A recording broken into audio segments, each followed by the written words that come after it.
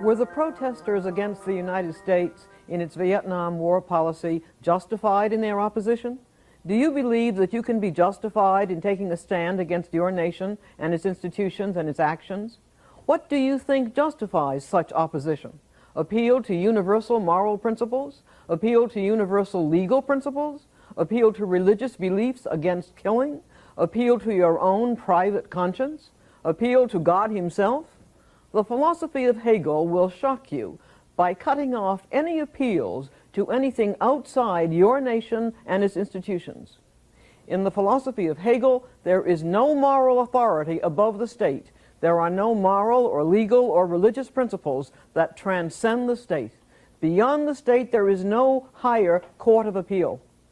Does this claim, which is central to Hegel's philosophy, run counter to all your beliefs? Then it is time for us to take a look at Hegel's moral and political philosophy. Hegel's approach to moral philosophy has its source in his organicism, his view that nothing human can be understood, that nothing human can function in isolation, but rather only as a part of the organic totality to which it belongs and which it serves. For Hegel, the nation-state, which includes the government of a nation and also its culture, is this great organism to which everything human belongs. This organic totality, which is the nation-state, is the source of all our culture, including all our morality. The ethical life for the individual member of society is provided, according to Hegel, by the culture itself, by the spirit of the people as it is embodied in the institutions of society, in the legal, political, economic, religious, and educational institutions of the society. You can live a moral life, says Hegel, only by acting in accordance with the moral principles expressed by your own society in all its own institutions. In your moral life, as well as in your beliefs, your personal goals, your philosophy, you are a culture carrier, a receptacle for the moral values which are embodied in the political and economic way of life and in the religious and educational institutions of your society. The moral values that are embodied in your nation and your culture provide the only morality you have, your only moral ideals, your only moral obligations. The moral life has its source only in the nation and can be fulfilled only in the nation. In the writings of Hegel, as he says, despite much lofty talk about universal principles or religious ethics, Hegel's point is that all ethics is social ethics, the ethics of a particular society, that the moral life is the life lived in accordance with the moral standards of your own society. In Hegel's own words, in Reason in History, he says, "Everything that man is, he owes to the state. Only in it can he find his essence. All value that a man has, all spiritual reality, he has only through the state." And again, in Reason in History, Hegel says, "No individual can step beyond the state. He can separate himself certainly from other particular individuals, but not from the spirit of the people." You cannot, he says, separate yourself from the beliefs and values of your own society in your own time. But do you not find yourself rejecting Hegel's social ethics? Ethics which has no other ground than the values of a particular society goes against the grain. Are you not thinking that the spirit of a people may go wrong, may become immoral, even demonically evil? For example, in periods of witch hunts, as in the witch hunts of Salem, Massachusetts in the 17th century, and in the witch hunts of McCarthyism in the 1950s in the United States government. And surely a government can go wrong, as the Watergate episode in the United States government clearly shows. How then can Hegel claim that our culture and our government are, as he says, the very substance of ethics? Hegel has an answer. It is that our very criticism of Watergate as a moral and legal scandal is based upon the moral and legal ideals of our own United States culture. Hegel has never argued, he will tell you, that actual cultures or governments are perfect. Rather, his point is that our ideals are those that our own culture has produced. And these are the ideals to which we appeal when we criticize our government. And so, for example, when we criticize the government for denying voting rights to blacks on the grounds that the government was not living up to its own constitution and the 15th Amendment, which states that the rights of citizens to vote shall not be denied or abridged on account of race, color, or previous condition of servitude. This is the democratic ideal that has shaped the legal and political and educational institutions of our society. And in appealing to this, we have shaped our own lives. For we have internalized these ideals and moral beliefs of our society. We have made them part of our inner lives as our own ideals. And moreover, Hegel has a trump card to play. And that is, from Hegel's viewpoint, there is something sacred, something divine about the state. For in incorporating the totality of culture and government, the state, he says, embodies and manifests the absolute. In Hegel's words, the nation-state is the divine idea as it exists on earth. Hegel is here trying to express something close to the Old Testament utterance that God will deliver his judgment to the nations. For Hegel, God manifests one stage of his truth to each of the key nations of history, and each in its historical turn becomes a carrier of his divine truth.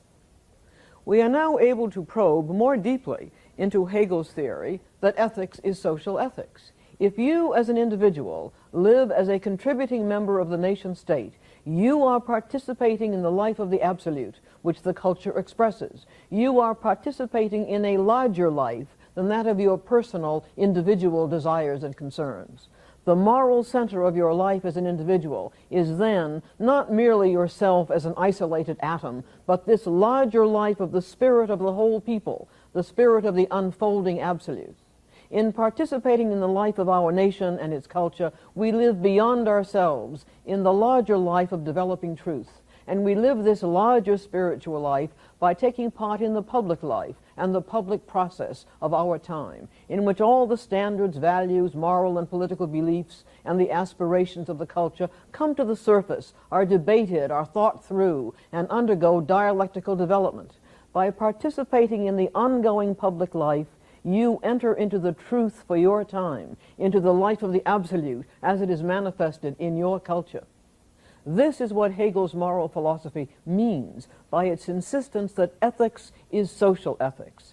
In total opposition to the Enlightenment and its idealizing of the single autonomic individual as rational, autonomous, and independent with his own rights and freedom, Hegel has discovered that the greatest of all the needs of the human being is not to be independent and autonomous, but to participate in a larger purpose than his own and to become part of the social whole.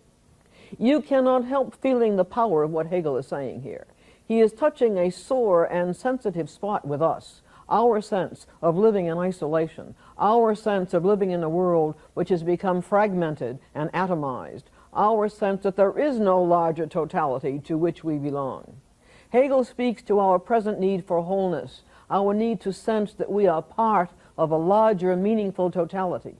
And we know that at the time that he was writing, he was speaking to the needs of the German people for wholeness, their need to form into a unified and strong nation.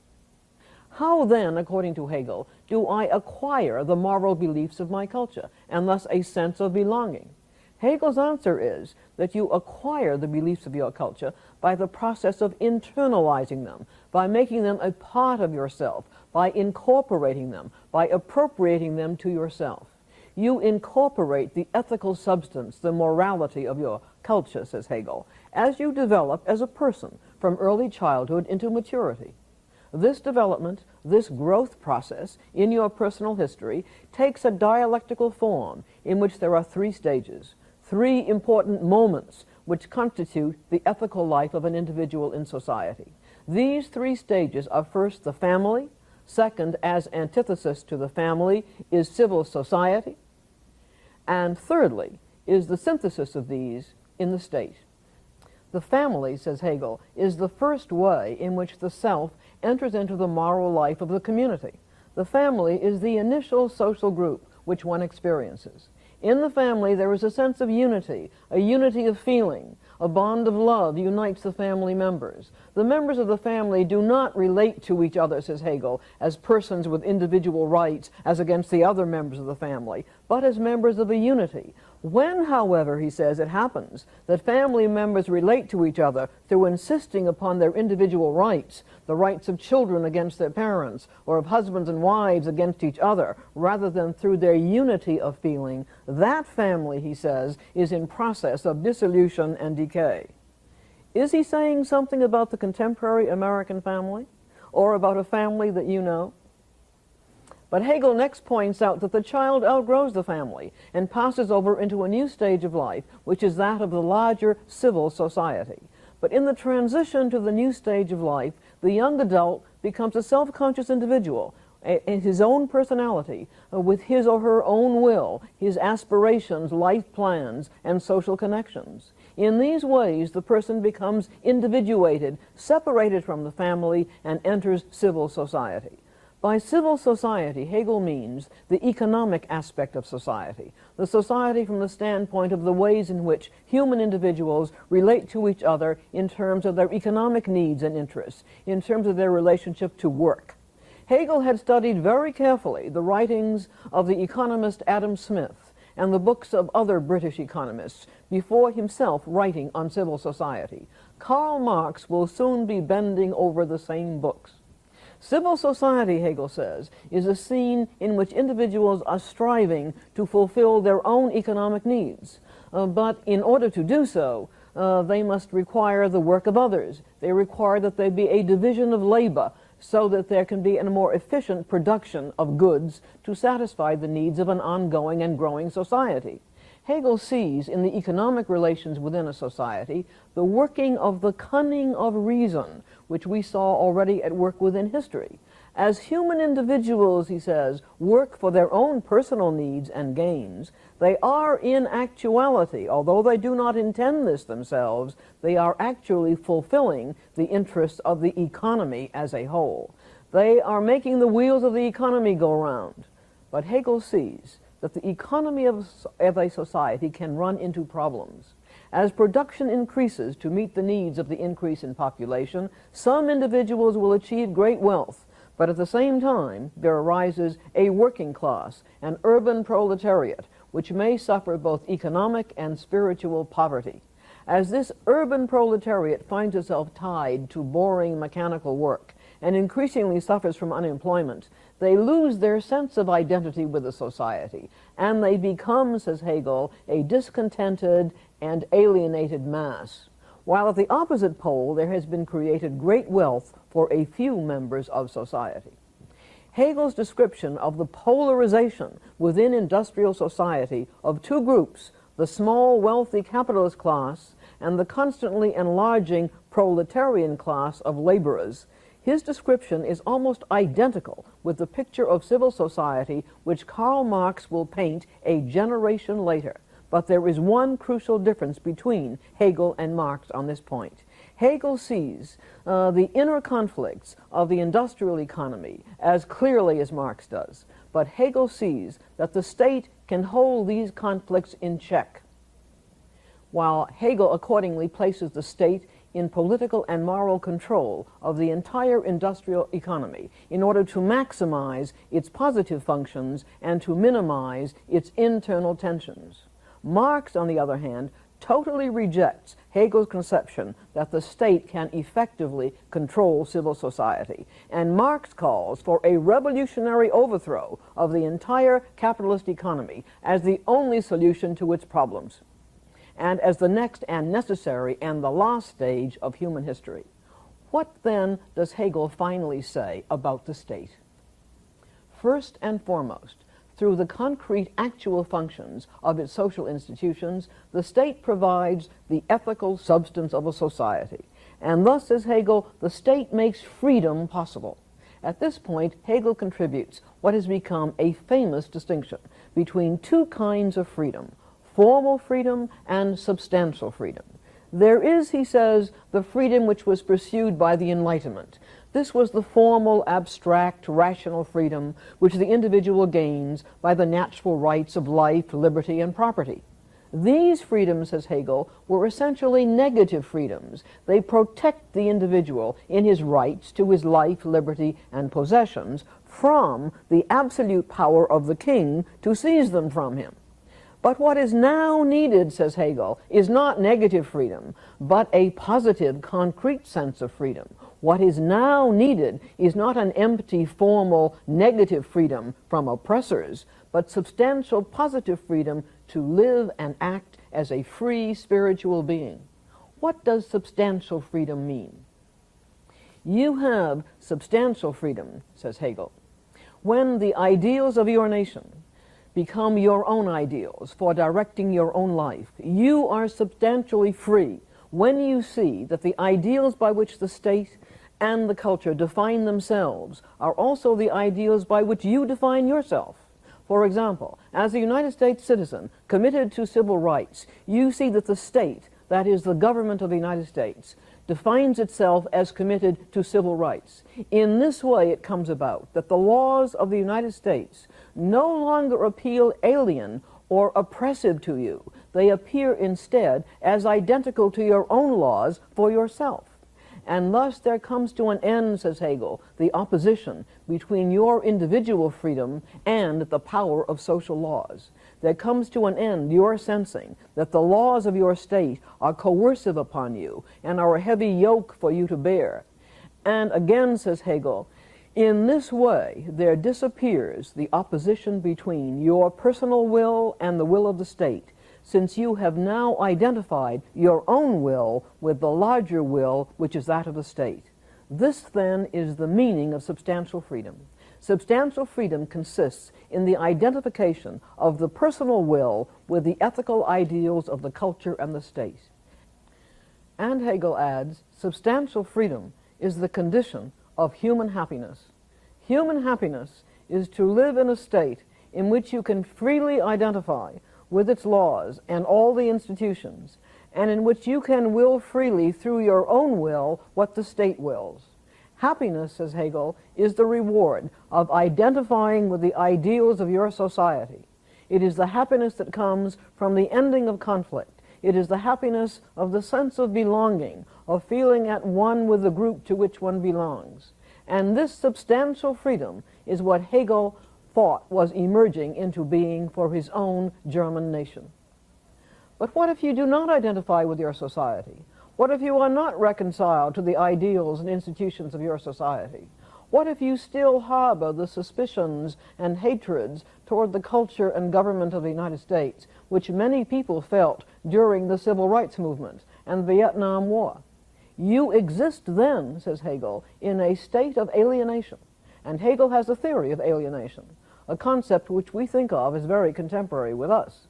We will see Marx picking up the theory of alienation from Hegel, and in time the entire Western world learned about alienation from Hegel and from Marx, so that in the 20th century, Sartre will find the theme of alienation present everywhere in contemporary culture.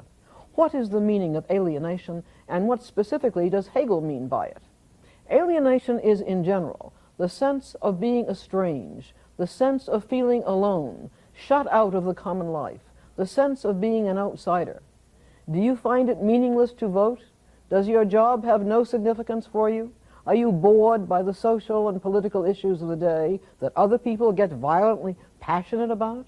Do you feel that your life is meaningless, powerless, and empty? These are the symptoms of alienation. Alienation is the failure of the will of the individual to identify with the larger will of the society. And just as substantial freedom, which is identification with the will of society, just as substantial freedom is a necessary condition of happiness, so alienation from society is a necessary condition of unhappiness.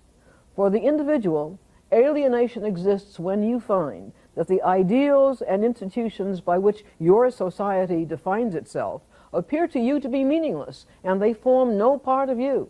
Alienation is the condition in which you no longer identify yourself with the public morality and values and institutions of your society. And lastly, it is of great significance that Hegel finds political and social individualism as a serious form of alienation. Individualism, on Hegel's view, is a solvent, it is a destroyer of national and community unity. How then does Hegel define individualism? Individualism, as it is usually defined in political terms, is the view that the state is subordinate to the individual, politically and morally. For political individualism, the state is made for man, not man for the state. But as we have seen, just the opposite is Hegel's view. Hegel has consistently argued that the state is superior to the individual. In fact, that the state is the only true individual of history, and that the human individual is no better than a part of the organism which is the state. It is furthermore Hegel's view that the individual has no inalienable natural rights, such as John Locke and Thomas Jefferson claimed. Hegel argues that the individual has only those rights and liberty which the state prescribes for him as serving the institutions of society. And as we have seen, the moral value and the very meaning of a human being's life are derived from the organic totality of the culture of which he is a part, according to Hegel. Hegel's political philosophy must therefore be called statism, or political absolutism. Political absolutism affirms the subordination of the individual to the state and claims for the state absolute political power and moral authority over the individual. For political absolutism, the individual exists for the state, not the state for the individual. In Hegel's own words, the state has supreme right against the individual, whose supreme duty it is to be a member of the state. Hegel has here taken his firm stand against the fundamental principle of democracy, universal voting privileges, the direct suffrage for all. In place of universal voting, Hegel calls for the people to be represented in the legislature, but their representatives will in no case be elected by the people. Finally, what is Hegel's view of the power of philosophy to direct the political future of a nation or of the world? We saw that the French Enlightenment found philosophy had given them a true theory to put into practice in order to change the world. Hegel disagrees. Hegel denies that philosophy has the power to change the course of a nation or of the world. The philosopher, he says, is concerned only with understanding what is actual and is not concerned with offering predictions or utopias for the future. And for the philosopher to understand the actual society, it is necessary for the philosopher to go to the roots of that society in order to see the rational concept which the Absolute has revealed to it and which has been coming to consciousness over the years in the life of the nation. Philosophy can grasp the truth of a culture only when the culture has matured enough so that what the Absolute has revealed to it has finally become clear. But by this time, says Hegel, it is too late for the society to change. Hegel makes this point in a famous line in which he refers to the owl, which was a symbol of Minerva, the Roman goddess of wisdom. Hegel expresses the thought that philosophic wisdom comes too late within any society to be able to transform it, but can only instead make it possible for the society to understand itself, to grasp the meaning of its own culture and the truth of the Absolute which it embodies. But this understanding is only insight, interpretation, wisdom. It comes too late to change things. This is Hegel's famous line. The owl of Minerva spreads its wings and takes flight only when the shades of night are falling. But this is exactly what Karl Marx will challenge. Philosophy, he says, has so far only interpreted the world. The point, however, is to change it. And Marx believed that we now have the philosophy to put into practice in order to change the world. The power of Hegel as a master builder of philosophy cannot be denied. Yet serious criticisms of him can be made. Does Hegel's idealistic philosophy, in which reality is only the reality of the concept, the idea, does this give us an adequate grasp of the material side of reality, the problems of the human body in its material environment, the problem of economic production, the problems of technology and its impact, and the problem of the exhaustion of the material resources of the material environment.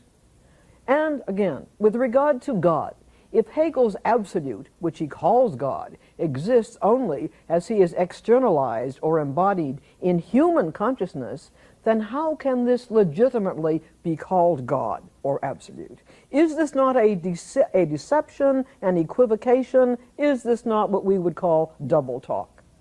Also, what kind of method is dialectic? Clearly, it is not a rationalistic, a logical, or mathematical method.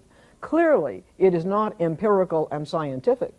Is this then to be called a method of interpretation and insight into the development of human consciousness? But how can Hegel's own insights be proven? How can Hegel prove that the laws of dialectic or history govern the world and are necessary? How does he know what each stage of the dialectic is? For example, how can he prove that Germany is the final synthesis and the very pinnacle of history, rather than England or France? Are Hegel's dialectical insights rational truths, or are they perhaps cultural prejudices? Is Hegel's abstract philosophy a mask which conceals a defense of German nationalism, a fear of revolution, a hatred for individualism and democracy? Has not Hegel's dialectical philosophy cunningly used the cunning of reason in order to justify whatever exists in the status quo, even evils within it, as serving the purpose of the absolute? But on the other hand, Hegel is a great source of wisdom, and his philosophy gave to the world many concepts of the greatest profundity: the spirit of the people, the concept of culture, organicism and historicism, the dialectical tendency of thought, the master-slave concept, a new theory of the relation of the individual to society, the theory of ethics as culturally rooted, a theory of labor, a theory of leadership, a theory of the human need for wholeness through social identification, and a theory of alienation. These concepts and theories, which originated in Hegel's philosophy, are to be found throughout the social sciences today, in social anthropology, sociology, social psychology, political theory, psychoanalysis, and clinical psychology. But Hegel's influence is not only upon these sciences which study man, but also upon philosophy itself. One French philosopher recently stated Hegel's influence with these words: all the great philosophical ideas of the past century, the philosophies of Marx, of Nietzsche, of existentialism, and psychoanalysis, had their beginning in Hegel. Of all these influences, Hegel's greatest influence was upon Karl Marx, and his impact upon the entire world, East and West. To Marx we now turn.